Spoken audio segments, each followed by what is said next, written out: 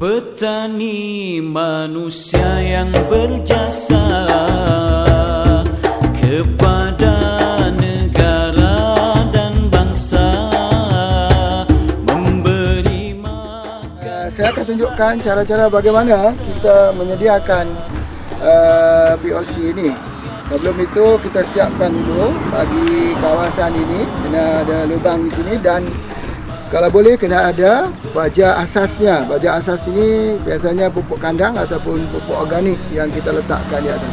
Tetapi kalau kita tak ada itu, kita boleh siram dulu.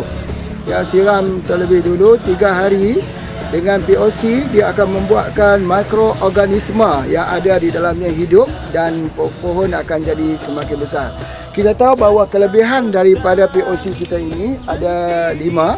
Yang pertama, dia adalah sebagai zat penyubur bumi untuk hidupkan balik bumi itu. Yang kedua, dia adalah hormon untuk pertumbuhan akar, daun, bunga. Dan yang ketiga, antivirus. Dan yang keempat ialah anti kepada jamur ataupun cendawan, ya, ulat. Kemudian seterusnya, yang kelima sekali yang paling bagus, dia adalah mengembalikan genetiknya kepada genetik yang terbaik. Selalunya F1, ya, biasanya orang kata genetik yang terbaik, genetik yang pertama. Jadi kalau pohon itu, ya, yang ada permasalahan di sudut genetiknya, ya, apabila dibuat cross, maka dia akan kembali kepada genetik yang terbaik, yang kuat, yang elok, insya-Allah. Baik, saya siapkan dulu tempatnya. Satu tutup saja, ya, satu tutup saja. Dan kita tak perlu menggunakan yang banyak-banyak. Tetapi kalau untuk tujuan pohon-pohon yang lain, untuk tujuan peningkatan hasil padi, sawit, karet, ketan dan sebagainya, kita boleh gunakan. Itu akan diajar dalam kuliah. Tapi minima kita gunakan hanya satu tutup ini saja. Ya, alhamdulillah saya masukkan satu tutup yang dan ke dalam air yang kita tuangkan sedikit daripada setengah ml, kita buang sedikit. Okey, kemudian kita masukkan di sini.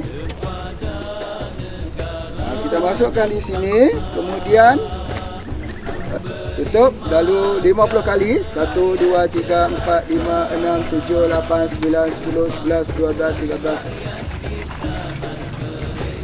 50. 50 kali, ya. Selepas itu, yang 50 kali ini, masukkan dulu air 20 liter di sini. Jadi kita sudah hitung ini 5 liter, dimasukkan ke situ. Dan satu hal lagi yang selalu kita ingatkan ialah jangan lupa baca suratul Fatihah. Ya, suratul Fatihah di dalam air ni sebelum kita tuang atau sebelum kita goncang tadi, kita baca suratul Fatihah, Al-Fatihah. Kemudian kita masukkannya ke dalam 20 liter. Kita kacau 7 kali seperti bertawar.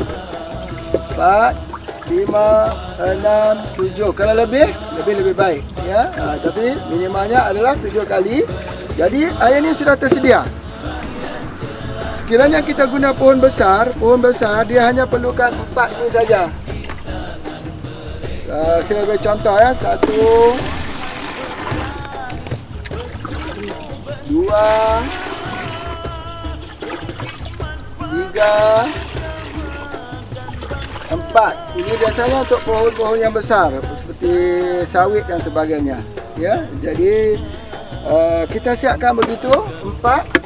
Maka kita memulakan penanamannya. Kita buang.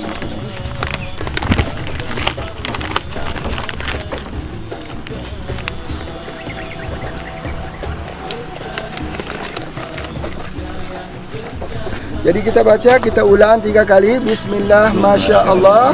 Lalu kita pun mendoakan Allah Ta'ala jadikan baik. Allahumma yassir wa la tu'asir Rabbi tamim bil khair.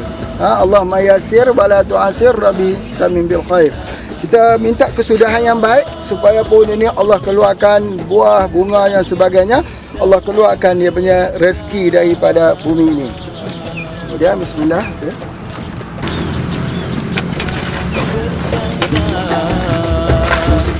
Kepada negara dan bangsa,